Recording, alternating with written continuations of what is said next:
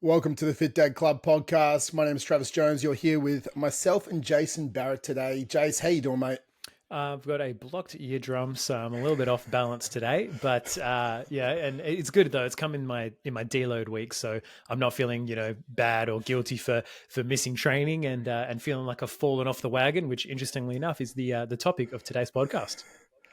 100%, mate. We are talking about how to rebound from a setback. If you've fallen, then how's the fastest way to get back on track and also minimizing the damage caused from that setback?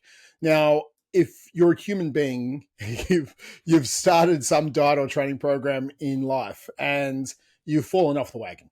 It happens. Every single human, I would say there's probably not a human being out there that this hasn't happened to. I bet you probably it's happened to David Goggins. I'm not going to lie. It probably has.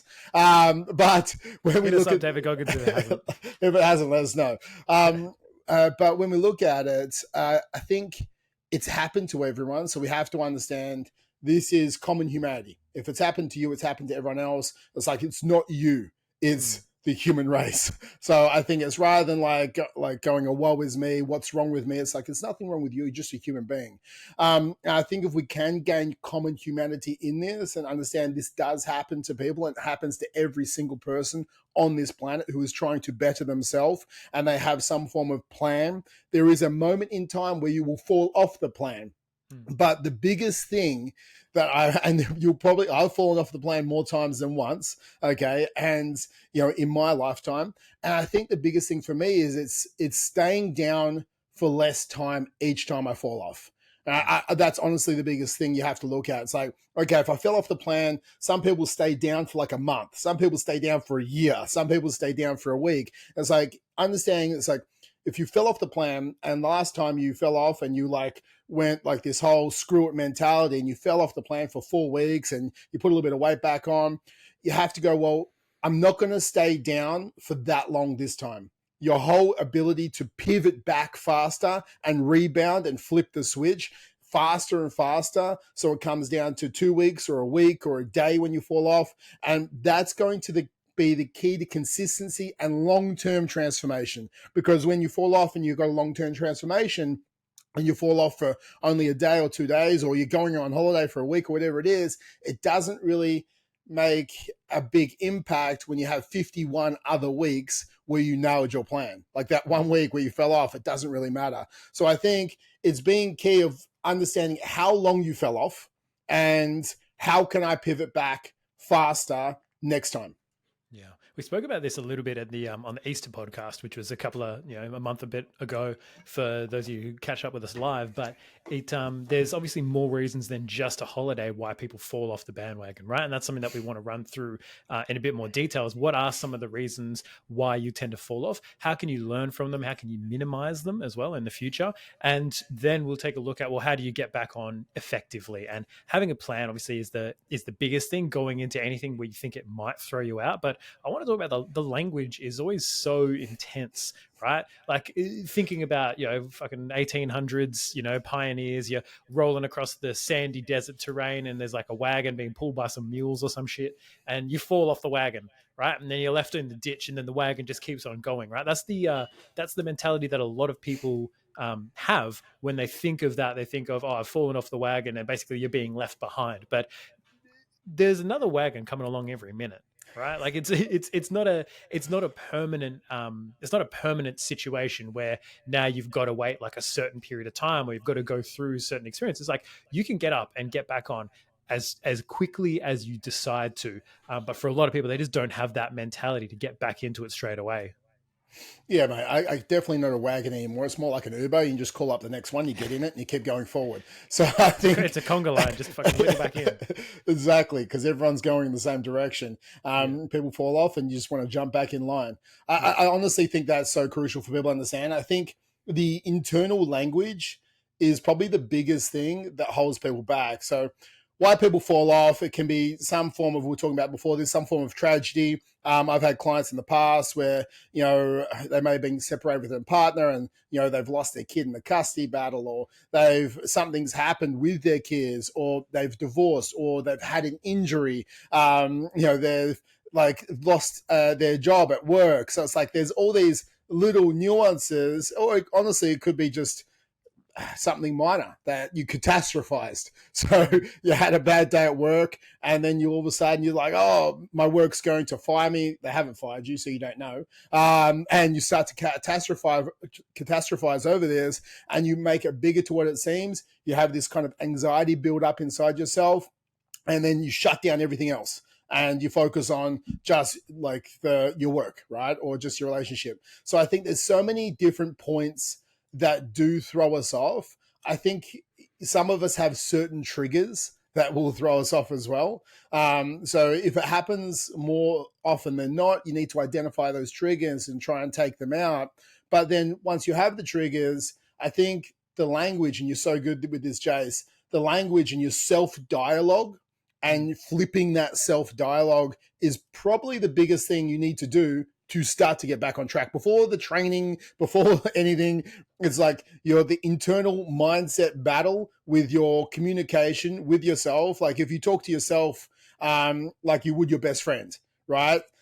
So we're asked, we call ourselves a failure, we call ourselves a loser, we say we can't do anything, what's wrong with you? Imagine if you said that to your best friend, they definitely wouldn't be your best friend anymore. Right. So we need to start being kinder to ourselves. I think that's probably one of the biggest things. But I like to sprinkle a bit of kindness with actually a bit of reality and ownership as well. So don't just be soft on yourself as like, woe is me, like self-love movement. Yeah, you fell off, you're human, but don't love yourself into obesity. Love yourself into being the healthiest version of you and get back on track. Yeah, that's what love really is, right? It's the same thing. Think about you're talking to your partner. Your partner falls off the wagon, or gets caught up in something. It's often the shame and the guilt around the experience that creates the negative spiral, as opposed to the experience itself, right?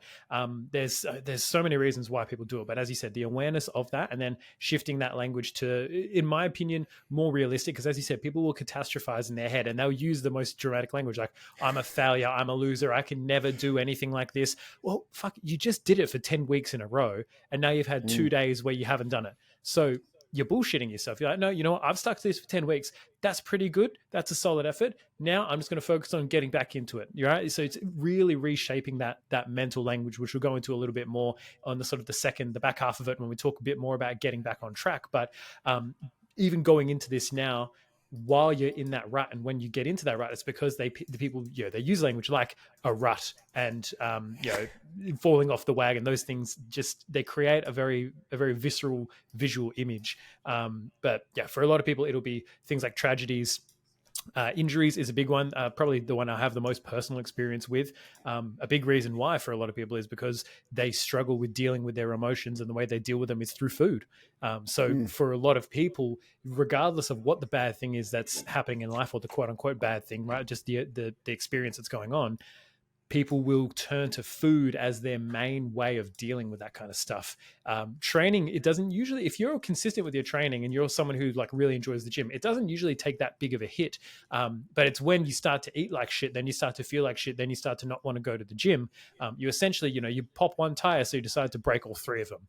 But that's usually the initial trigger point, I think, for a lot of people is they'll eat a really shitty meal, they'll order Uber Eats, they'll get a pizza because they're like, you know what, it's too hard today, it's all too much, work and relationships and everything's just going on right now. It's just all too much for me. So I'm just going to take the easy way out right now. I'm going to eat my emotions because that's the way that most people, it's the most easily accessible way for people to, quote unquote, deal with their emotions. And I think it's the one that's frowned on the least, right? It's like, yeah, alcohol's not really frowned on. Drugs is pretty frowned on.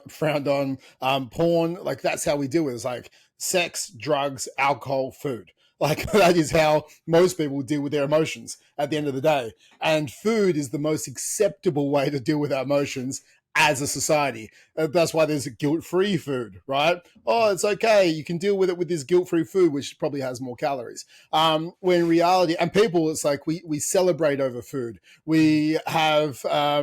we commiserate over food. Like we share emotions through food. But I think if you have a goal, and this is for people who have goals, this whole podcast is for people who have goals. If you don't have goals, you're probably on the wrong podcast whatsoever. You should go join the Fat Dads podcast, right? But this podcast is for people who want to be the best version of themselves, not the less than best version of themselves. So if you want to be the best, we're goal-oriented people. So we have goals and we're working towards them. And understandably, at times, we'll fall off the mountain as we're climbing to the peak, which is the best version of us. And we just need to scale our way back up the mountain and get to that next milestone. But I honestly think that the language that we do tell ourselves, and it's because we think there is some form of failure, okay? You cannot fail. This is infinite. If the game goes forever and there is no end, then there is no failure and you just eventually stop breathing. And that is called death. So if we understand we either win or we learn, and this is an infinite game, right? So you're going towards a diet and you're trying to transform your body and you're winning and you fell off the wagon. You did not fail. You just learned that keto is a pile of shit. Right? Or you just learned that you don't want to do Zumba classes, or you're just learning, because that's how we learn. We learn through trial and error, and that's purely it. And as we move through this, as you're going towards the best version of you, you're constantly trying new things to see what sticks and to see what you love to do. And I think that's the biggest thing. It's like you're doing the training with the highest adherence, and sometimes you try a couple of different training things out, and you're like, I didn't like that. I didn't fail at CrossFit. I didn't fail at strongman or whatever it is you're doing. You just learned that, you know what, that's not aligned with being the best me. That's something I can stick to long term. You know, same as paleo or keto or vegan, whatever it is, right? I think like 80% or 90% of vegans end up eating meat again. Like they didn't fail at veganism. They just learned that they really love steak. So I think when you look at this, guys, it is always a win or learn mentality. Okay, I need you to drill that into your head. And all you're doing is you're constantly winning or you're constantly learning. And when you learn, that's when we start to win even more, right? I think that's so crucial. I think there's also like a societal perspective. And this is something that I learned again from a guy, Nick Peterson. I love his stuff. People and society, they don't celebrate bad things not happening. We always celebrate progress. And we celebrate someone who has an amazing weight loss transformation, but no one's celebrating the person that never gained the weight in the first place. No one celebrated you because you stayed the same. Oh, well done, never putting on, never going into overeating and consistently going to the gym. Well done on all of that. No one ever celebrates that. So there's almost a mentality, especially if you're, if you are someone who has undergone a transformation and maybe you've maintained it for a little bit, you got a lot of compliments in the early days, but then that's just become who you are.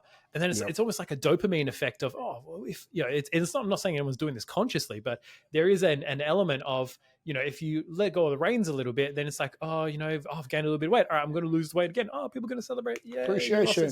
Six times. It's like, I get a birthday every 6 months because I just gained the weight in 3 months, lose it again in 3 months. Take a before and after photo, post it on Instagram. Everyone loves it. But I think we need to celebrate it for ourselves. Bad things are not happening. And the biggest thing I've drilled into a lot of my guys is if they do have a couple of weeks where, shit hits the fan, right? I think I have at least 3 or 4 guys who have COVID right now or some kind of flu. It's just, it's that time of year. It's going around. And I'm telling them, look, if we can just maintain at this level, if we just focus on like a bad thing not happening, right? Not gaining the weight back, that's going to be a huge win. Because you're not actively trying to achieve a goal, unless you've just lost all your appetite. Obviously, you're going to probably shred down a little bit. But we're not actively trying to achieve a goal during that period of time. So if we can just do like damage limitation and just really focus on bad things not happening, it makes the effect of those times. Let's say, for example, you do get sick or you are injured. If you focus on minimizing the damage as opposed to just going complete fuck it, right? You've got a bit of wiggle room. You can focus on a maintenance plan as opposed to going full YOLO, right? So focus on the fact that you have achieved, you have achieved a lot. Bad things didn't happen. Celebrate the fact that a bad thing didn't happen. Try to make sure that a bad thing doesn't happen and keep it just nice and neutral during that period. And then you'll have less to have to bounce back from once you sort of get back into the program. Completely agree, mate. I think like if you're down and out, I think it's understanding you could have had a lack of focus on short-term goals. Right. So this happens, Parkinson's law. We say we're going to lose 20 kilos in the next 6 months or 12 months. And then, we start really hot and we're firing. We crash these training sessions. We hit this really restrictive diet. And all of a sudden, we go, there's still 20 weeks into my goal. I've got 10 kilos still to lose. I'll get there easily. So we go off the wagon because we're like, I know I can lose 10 kilos in 8 weeks. And then you're 8 weeks out and you're kind of maintained or you've gone up a bit. And you're like, oh, how many times has this happened to someone? I've got summer in, 4 weeks or 6 weeks. Can I lose 10 kilos? It's like, dude, summer happens the same time every year. You knew in July that summer was coming in December. Or like you shouldn't have to get shredded in 6 weeks for summer. You should know that summer was coming. So this is Parkinson's law in like news resolutions. Summer's coming. The wedding. Why do you have to lose 5 kilos or 10 kilos before your wedding? You planned that shit like a year ago, right? Like you did it. So you had a lot of time, but we procrastinate and we push it to the shortest possible thing, just like studying the night before a test. That's how we are as humans. So instead of doing that, we need short-term goals. We need weekly goals. We need monthly goals. And if we have monthly goals that keep us back on track, and your monthly goal sometimes can be, I'm going to maintain my weight, right? That could be your monthly goal, and that's completely fine. Your monthly goal could be, I'm just going to lose 12 kilos this year and I'm going to lose 1 kilo per month.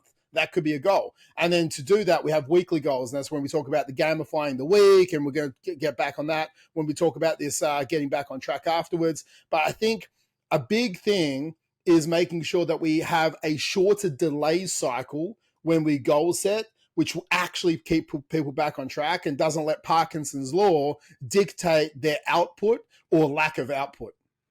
And don't underestimate how powerful variety can be in that process too. Like for me, especially when I'm probably like week 3 or week 4 into a 6-7 week training cycle. So like this is my last week of training, which is basically a deload, right? So I might do, depending on how my ear goes, might do 1 or 2 sessions before I then start a new cycle, which is a new style of training, right? It's going to be, rather than being straight sets, there's going to be more supersets. I'm going to be changing up my exercise selection. So even though it's like my goal is still unchanging, right? My goal is still to gain mass. My goal is still to gain muscle. That little sort of checkpoint of variety is what keeps me going and what makes me not go. Because if I was like, I'm going to train the exact same way for 20 weeks, by week 10, I'd be like, this is fucked. I need to do something different. But having, don't underestimate the power of introducing some variety. If let's say your goal is a little bit longer term, like you are trying to lose 20 kilos over 6 months, having some kind of variety. You know what, I'm going to do, 4 to 6 weeks of, CrossFit, and then I'm going to do 4 to 6 weeks of this style of training or whatever, right? Just to kind of keep you mentally engaged, because unfortunately our attention spans are a lot lower these days. I was saying to one of our, a guy I was chatting to on Facebook is in our free Fit Dads group, by the way. Join that if you haven't already. Great content going in there, if I do say so myself. But he was saying, I've got this really limited equipment, starting to get really bored of the things I'm doing. I'm like, all right, well, you can still do the same exercises, but we can also vary up and have some variety around how we do them.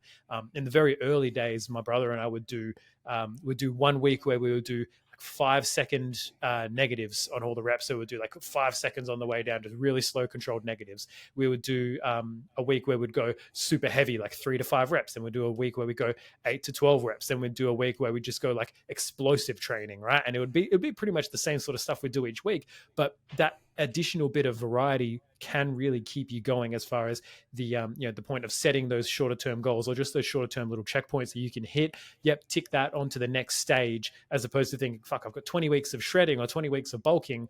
No. In 6 weeks, I'm going to change my program. I'm going to do some different stuff. Oh, I haven't done these bicep curls in a while. I'll throw those in there. Yeah, that novelty, it really has an impact as far as keeping motivation, keeping you on the wagon as opposed to off it. Completely understand, agree, mate. So I think also what could cause you to fall off the wagon, guys, is you were doing something completely unsustainable. So I've talked to a lot of people in the past, and even as they come onto our program, I'm like, okay, what are you doing and what have you done and why didn't it work? It's like, well, whenever I try and lose weight, I do keto. And I'm like, okay, well, how did that work? It's like, oh, it's fantastic. Every time I do it, I lose 10 kilos. And I was like, well, how many times have you done it?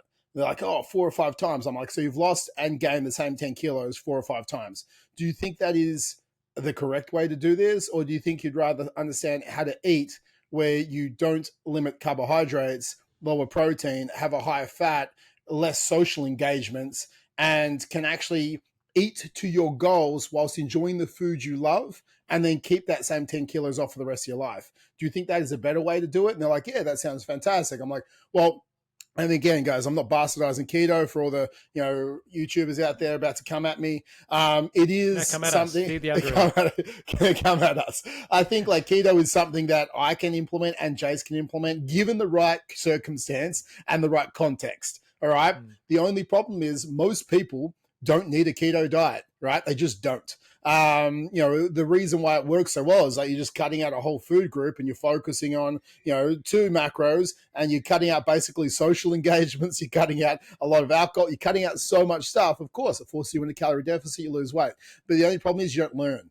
You're not learning really anything. You're learning how to be less social. And then all of a sudden, when you become more social again, you put that weight back on. And there's no world I ever want to live in where I don't eat pizza. So I want to also understand how can I still lose weight, keep weight off, and keep eating pizzas and burgers and smashed tacos and all that sort of stuff that's going around at the moment. So I think it's understanding, is your plan sustainable long term? Yes, no. No, okay, find a new plan. You just learnt that you did the wrong one. Is your training sustainable long term? Yes, no. And it might be tough, and you might scale it back. There is times of higher amounts of training and lower amounts of training, but that's inside. We're cycling that in on purpose. Okay. But if you're trying to do something that's super intense and you keep getting injured, it's like, okay, clearly this training style is not for you. Are you trying to constantly hit a certain number of steps? Or are you trying to spend 3 hours a day in the gym? Well, that's not long-term either. And then when you can't spend 3 hours a day, you just throw the baby out with the bathwater. I don't also know where that saying came from, because I don't think you should ever throw a baby out with bathwater. But I mean, who's actually throwing out bath? I mean, I'm imagining the like the olden days. There'd be I'm imagining these like old 1950s New York style apartments, probably earlier than that. Let's be honest. 1950s. I'm pretty sure they had plumbing, but I'm a nutritionist, not a historian. But yeah, having a little tub that you wash, and then you've got to throw it out the window because they don't have drainage, and so forget you're a sleep deprived parent. You forget that the baby's in there, or maybe you're just like, fuck, screaming stops when I throw it out the window. I think that's where it comes from. But also, I feel like these analogies also go to extremes, and when I go to extremes, Liv tells me off. It's like there's many ways to skin a cat. Who's skinning cats? Like, who's going around skinning cats these days? I have no idea. So it's like, let's not throw the baby out with the bathwater, guys, and let's not skin any cats. Let's make sure that we're focusing on something that is sustainable, training that's sustainable, nutrition that's sustainable, steps that's sustainable, long term. And you're cycling, if it's periods of higher intensity, it's a planned cycle that there is a light at the end of the tunnel that you're going to, which allows you to sustain this as well. I think that is a big thing. I think a big thing is also, did you have support? Because, and also when you fell, did you reach out to support? And this is a funny thing that we do, right? We don't reach out, and some people don't even have support. So they don't really know or want to tell people that they failed or learnt. Jace, you want to go into the support argument? Yeah, I feel like it kind of it's a big part of, in my head, the whole influencer generation, where all the people that you're seeing, right, a lot of people, especially when they're working with a coach, they'll probably see that coach's social media, and they'll see that they're crushing it all the time. They'll see that they're doing all this amazing stuff. They're jacked, and they're just hitting all these PBs all the time, doing eating great food, choosing the chicken salad as opposed to the burger, all that kind of stuff. And then they kind of get in their own heads like, oh, should I actually reach? Oh, but what if they're disappointed in me? What if I let them down? And one of the big fears that we tend to have as human beings is the fear of not being good enough, right? And not being worthy, essentially. And we'll have that as that's a big cycle that will play out in people's lives, is constantly doing things out of fear of not being good enough and not putting themselves out there because they fear that that's the way that they're going to be judged. And they'll do that with their coach. They'll do that with their support network, where they won't reach out to the people who are they're either paying or that they're, that know that they're there for support. Part of their job description. It's like, you're depriving me of my job. It's like going out and telling the garbage man not to pick up your fucking garbage, right? No. I want to keep this bin. Really? Why? It's full. You're going to have to, it's going to overflow next week. Your house is going to start smelling. No, it's my bin. I know I pay a service to you to do this, but I'm not going to use it. Right? It makes no sense logically, but it's not a logical decision.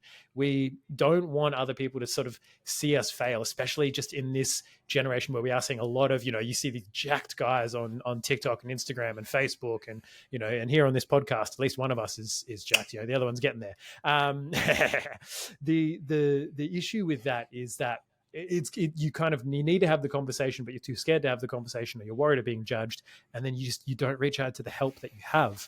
And that perpetuates the cycle where then you fail, and then you're like, oh, but I should have reached out, because your coach, you reach out and then you're like, oh, this coach actually made it sound so much better than it is. And I used to, in my previous coaching career, I'd have a ton of clients that would eventually reach out and say, oh, this is actually not as scary as I thought it was going to be. I thought you were going to be hard on me, or I thought you were going to, rake me over the coals. Another very, very severe analogy, raking someone over the coals. Like, geez, like, we're just uncovering it all here, but that's not what a support network is for, right? Like, the support is meant to be, and if this isn't what your support is like, then you need better support.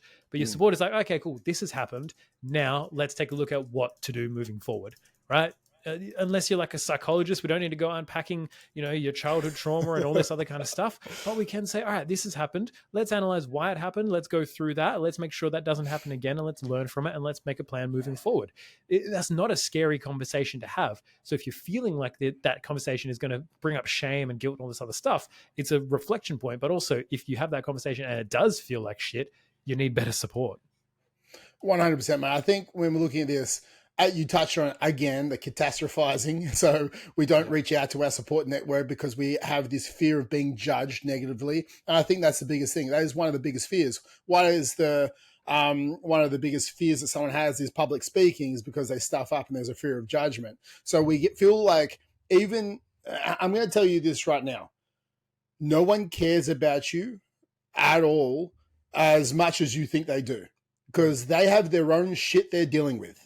So, like, they don't care enough about your shit because they're dealing with their own. They have their own problems. And I tell you what, if everyone threw their problems in a pile, you'd probably just grab your own ones back. So I want you to get over yourself, okay, with this, and understand that, you shouldn't have anxiety. It's like the easiest way to do something is to rip the Band-Aid off. And then the crucial conversation, or the uncomfortable conversation with anything in life, you blow it up bigger than it is, and you normally have it. And everyone listening to this probably as well, they've had this tough conversation. They're like, oh, that wasn't tough at all. It was just a conversation. And that person was really understanding, and they supported me.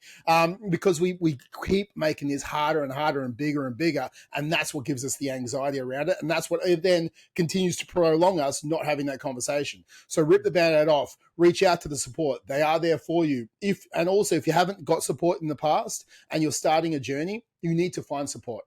The biggest thing also, we cannot compare ourselves to others. Every single person is on their own journey. Every athlete was once an amateur, and you becoming the best version of yourself in your health and fitness, that is the athlete version of you. So everyone is on a journey to athlete, and everyone started at amateur. So some people are just further along at the athlete standpoint because they started earlier or they learned faster.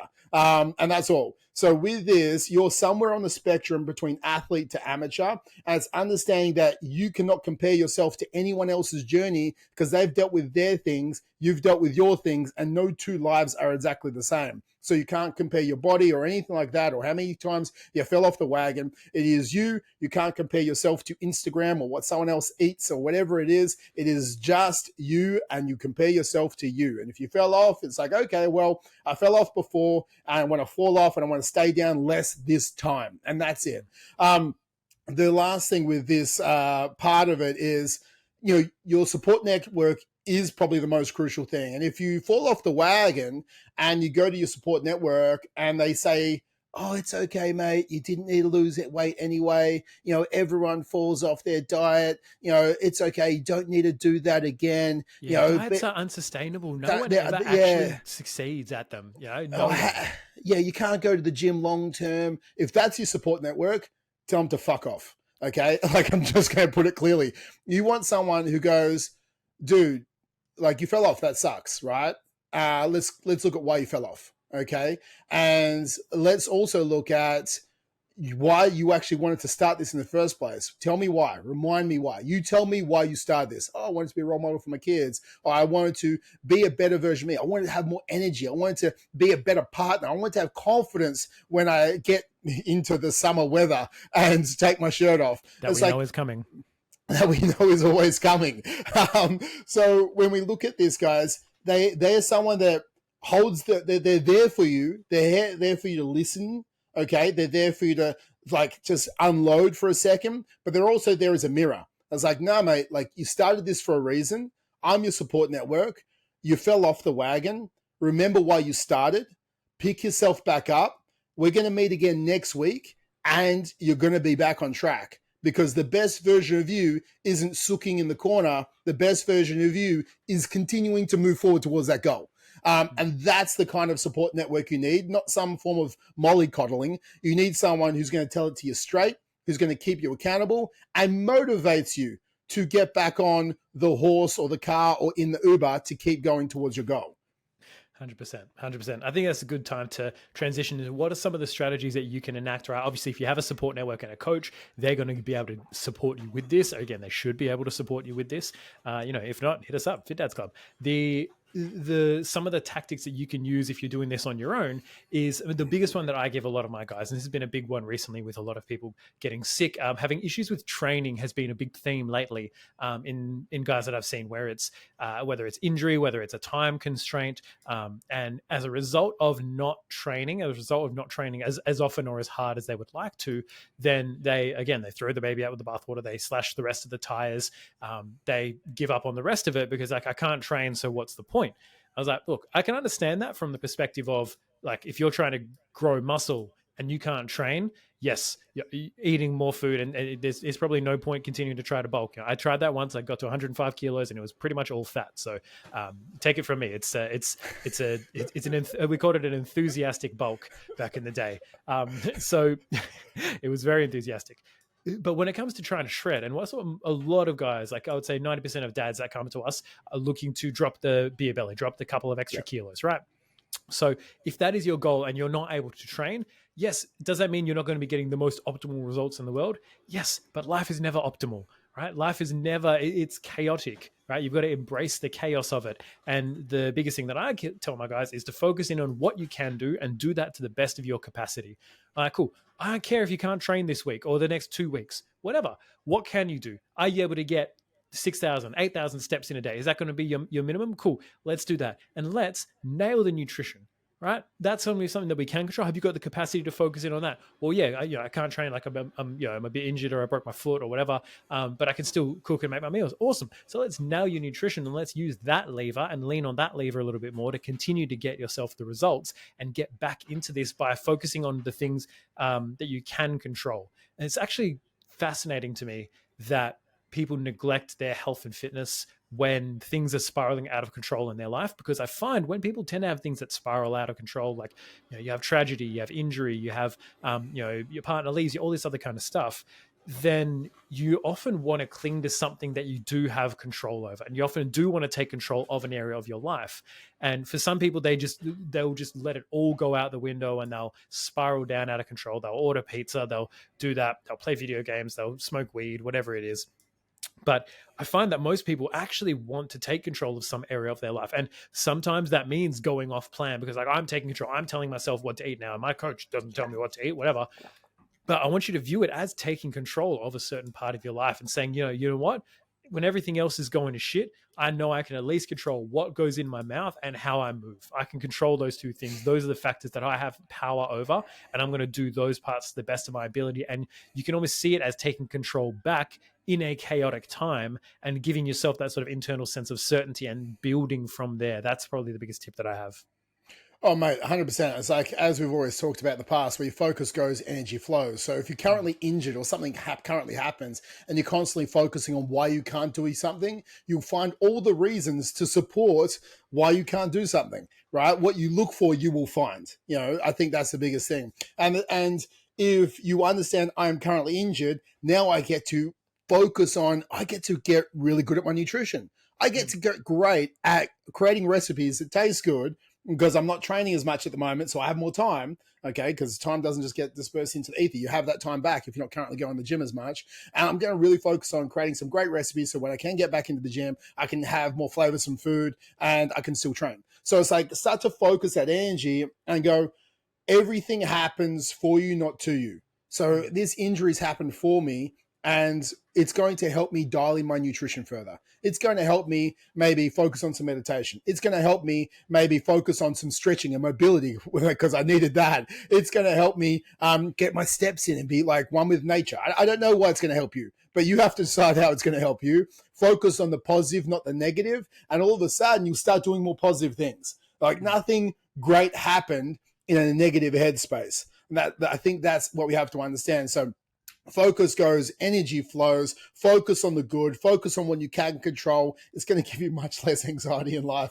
You can only focus on your effort and your attitude. So it's like focus on those two things. That's it. And then we need to start small. I think this is one of the biggest things I tell most people. You have to start small when you're getting back into it, because winning is created through momentum.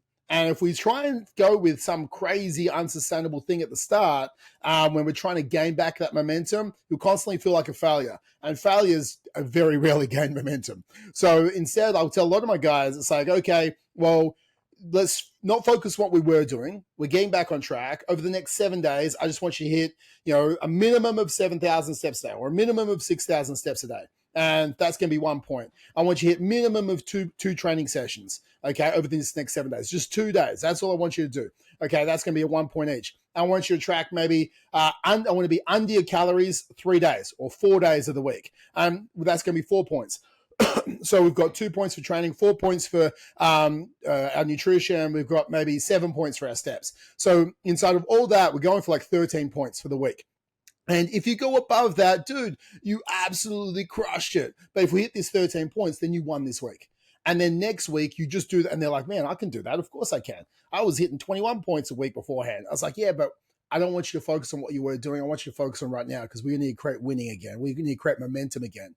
And they do that. They score the 13 points. It's like, okay, man, we're going to score 16 points this week. And then over the space of 4 weeks, they start scoring those 21 points again. They start hitting their nutrition daily, their protein, their training, their steps. We've up-leveled the steps a little bit to make it a little bit harder, because we don't want to create overwhelm. We don't want to create anxiety. We don't want to create more procrastination. So if we make winning doing more than what you're doing now, so it's slightly outside your comfort zone, but not so far that you're like, holy shit, even though I know you can do it, but it's enough that you're doing more than you're doing today, then in 4 weeks' time, you're going to be absolutely crushing it. So start small, get momentum back. The momentum creates winners and consistency. Then keep leveling up each time. Tell your accountability coach, partner, buddy what you're going to do, and meet them every single week so you're staying accountable to doing that. And make it a game. Get back to winning and get it back to gamifying getting in front. Yeah, think about it like a car. If you had to slam on the brakes and call that falling off the wagon, and you were going in fifth and you had to slam on the brakes and you have to go all the way back down to a stop. You don't put it back into fifth and then try to let the clutch out to stall, right? Then you try and do that again. Well, maybe I'll try fourth gear. Like you're going to fucking inch your way along. Put it in neutral and push it. You go faster. You start in first because you gain that momentum. You don't have to be in first for that long, right? Until you get back into second, then back into third, fourth, fifth, right? We all know how gears work in a car, hopefully. Honestly, it's the same thing. And for the dads here, and if the mums are listening in the car as well, they'll understand this. It's the same thing when it comes to giving birth and dilation, right? It's a weird example, but bear with me. I remember, you have a weird idea of what birth is going to be like because of TV and movies and all of that kind of stuff. They've really, the whole thing was, dilating 9 centimeters. That's like the big goal to get to, right? But what they don't tell you and what they told us in the hospital is that it's actually the longest time is spent in the first 2 or 3 centimeters. Once those first 2 to 3 are done, and then once you've gotten to that point, it's like, then you basically accelerate all the way up to 9, and then then we're giving birth. So that's the same way as getting back into the system of things. Like the first part, it's a lot harder to go from 0 to 3 than it is to go from 3 to 4. Like for example, training sessions a week. If you're going from 0 training sessions a week, you're falling off the wagon to 3 or 2 or 3 a week. That's a bigger jump. You're going from 0% to 2. right? Zero, that's like 200%. It's not even a 200% increase. It's infinite increase because you weren't doing Mm. it. Now you are doing it. Taking that and going from there to 3 sessions and then from there to 4 sessions, that's only a 25% and then like a 33% increase. It's not that big of an increase, right? Like I was telling my wife, I've changed my setup. I was going 3 days a week to the gym. Now I'm going 4 days a week. Oh, it's only one extra day. You're already going 3 days a week. Whereas if I wasn't doing anything and I was like, I'm going to go back 4 days a week, she's like, that's a lot. You've currently, and because your time will sort of fill and your tasks will fill the time that you give them. So even though you have the time to go to the gym, it kind of feels like you don't, because your time, everything else is expanded. Maybe you're more present with bath time and you're doing the bedtime routine now, and you're going to be cooking dinner a bit more and you're taking a little bit longer because you're doing these different recipes. Oh, now I feel like I maybe don't have the time, or I'll work a bit later because I'm not training. Then it's putting that back into place for the short term, ratcheting it up over time. Same thing with nutrition. If you're tracking, 0 meals out of a week and then you start tracking 21, right, it's a big thing unless you've had a hell of a lot of momentum from before or you're very, very experienced with it. You smash into something, but you just keep going. It's tough. So remember that momentum can only be created. You don't have to spend super long period of time in there, right? It's only a week or two, but it's enough to give you the momentum where that big lifestyle shift doesn't cause you to crash and burn again by doing something again that's unsustainable. It's also potentially a sign that you just need to deload, right? If you find yourself getting sick and tired and exhausted all the time and it's kind of draining, a lot of people, when they're getting into this sort of stuff and they just keep pushing and training and trying to lift more each week and go harder and harder and harder, they don't program it any time. It's like sometimes you need a mental week break, and it's about planning it before you need it, so that you can manage it better, so that you can really control it and it doesn't become something that you have to take. Because by the time, if you get to the point where I have to deload or I have to stop training for a while because I've been injured or I've gotten sick, it's too late already. You've kind of missed the boat and you've over fatigued yourself. So know the difference between what is actual mental and physical fatigue that you need to take a break from, right? Like I was hitting that point last week, which is why I went extra hard, and I'm like, cool, my body's giving me a sign anyway. Now it's blocked my ears up. It's like, you weren't listening, so now I'm going to make you not listen. So I've taken this week off, which has been really good. I'm still eating fine because I planned it and I was intending to do this. It's not like I've fallen off the wagon. I've intentionally slowed things down to recover a little bit better.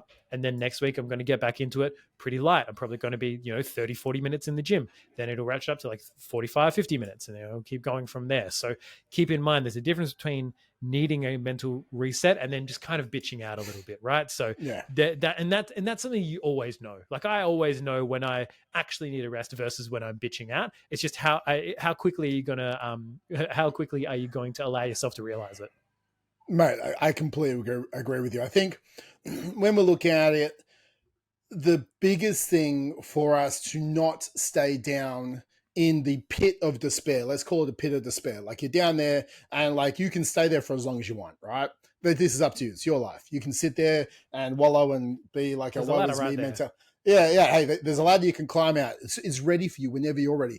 But normally to climb out for it to not happen again, you need to own it, right? Like ownership and the hero's mentality are the two things that you need to have to climb out and not fall back down the same way. Because if not, you'll just go, oh, there's a hole. Oh, I fell down that before. Let's fall back down it again. You'll just keep falling down the same hole over and over again. It wasn't my fault. Who put that hole there? Who put that? They keep putting the same hole there in the same place. So just keep walking into it. So it's like, yeah, exactly. It's their fault. And that's the problem because we're not owning it, right? We start to blame other people. We start to make excuses and we start to justify poor behaviors. So as long as we're blaming people for a current circumstance, for falling off, as long as we're like making excuses, okay, as long as we're justifying these shitty behaviors, like they'll keep coming and they'll keep coming at you until you learn the fucking lesson.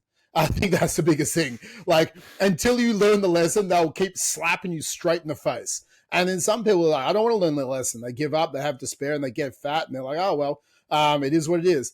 But if you learn that lesson, you got punched in the face, and it's like everyone has a plan until you get punched in the face. Mike Tyson allowed us that little gem. You got punched in the face, and you're like, okay, well, I need to understand how to not get punched with that same jab or the same hook or the uppercut. I can't get punched like that again.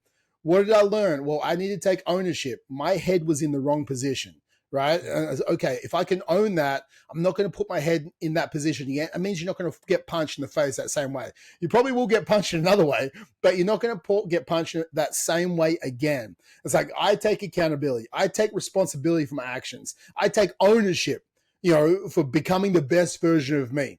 And because I take these three things, I learned from what I went through, and I will climb up on that ladder out of despair, get back on my journey. I think if you do those two things, we take ownership and we become the hero version of us, then we sit in that pit for less time and we start winning that game again, just like we said, and we get back on track and crushing it towards our fitness goals.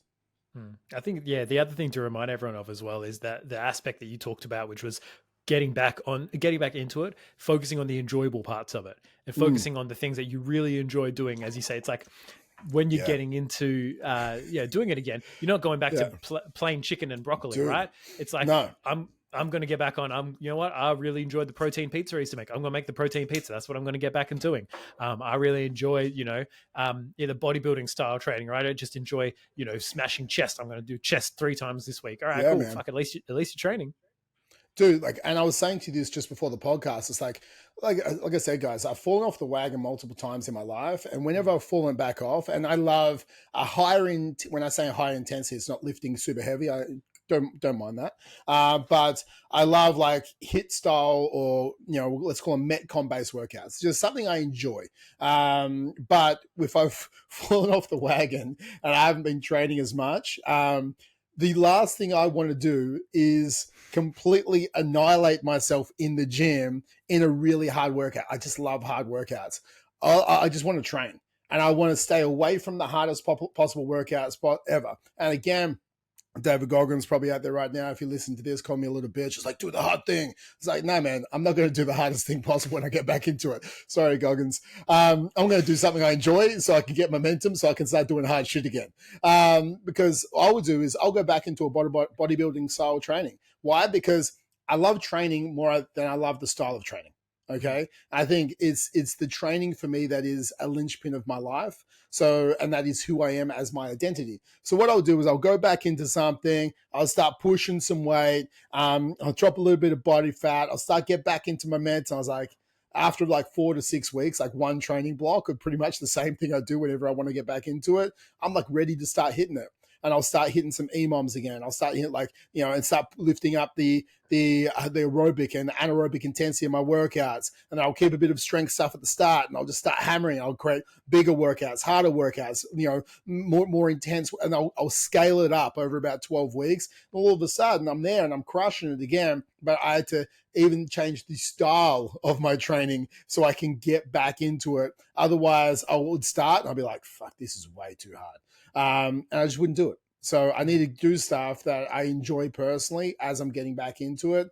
And like you said, it's the same as the food. If I'm getting back into my macro tracking and tracking my calories, I'll pick like the 4 or 5 breakfasts or lunches that I really love. I'm like, let's make this. And these are the 4 or 5 dinners. Like, let's make this. I can eat these for like weeks because they are so tasty. Like, dude, the food I'm eating at the moment, because I'm doing this sort of 21-day shred, like I would say like 4 nights out of 7 I'm having the same dinner. Liv's like, what do you want for dinner tonight? I'm like, same thing as last night. She's like, same thing. I was like, man, it's so tasty.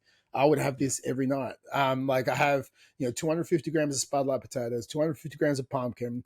Liv parboils it, then she cut into 1 to 1.5 centimeter cubes, parboils it, chucks into like the air fryer, the oven, so it's super crispy. On top of that, so that's like my base of my meal. On top of that, it's like 250 grams of lean beef mince cooked with a taco or Mexican seasoning. On top of that, just some fresh tomatoes just chopped. On top of that, we have some a little bit of diced onion. On top of that, it's like 25 grams of light cheese, and it's about 750 grams of volume of food. So it's still a lot of food, and it's only just over 600 calories and about 60-ish grams of protein.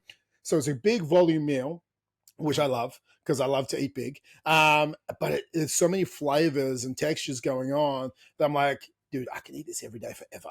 And it's like, it tastes that good.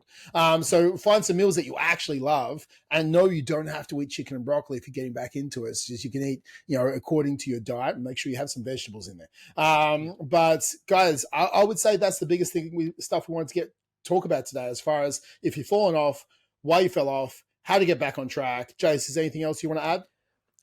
No, I mean, I think everyone's going to have a different getting back on track plan. Like for you, it's obviously that bodybuilding style training. For someone, it might be, you know what, I'm going to commit to doing, 3 sets of push-ups at home. And that's going to be my ratchet. And I'm going to go for 1 walk around the block. Right. So again, this comes back to the point of not comparing yourself to other people's journeys, not comparing yourself to how other people get back on board and train.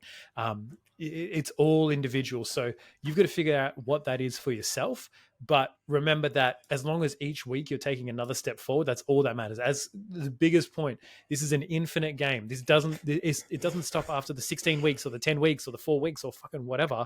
It just keeps on going. If you can improve a little bit each week for the rest of your life, by the end of your life, you'll be a fucking Adonis, right? But at the same time, your life will probably be longer, right? Let's just understand that. You'll see your kids longer.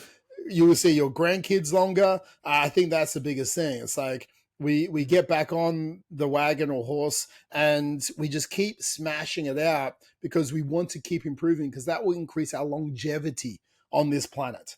And that means we get to share more moments with people that we love. And that is why one of the big reasons why we train, to be the best version of us. And the best version of us is here for longer.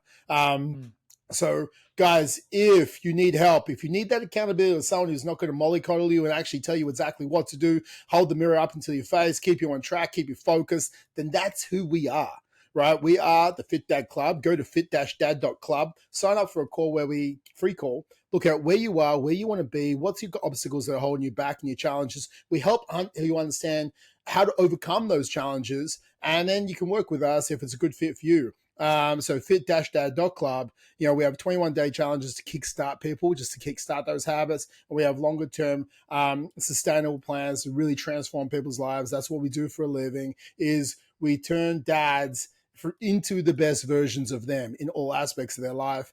Also, leave us a review. Rate us 5 stars, 1 star, whatever it is. Give us a comment, shout us out, share it with your friends, share it with your mom, share it with your granddad, share it with anyone you want to share it with your kids. It's up to you who you share it with. Just share it with someone who you think will benefit from it. Jace, you want to share anything to? No. All right, guys. Good. You said it all. Let's do it. Peace out, guys. Have a great week. We'll talk to you next week.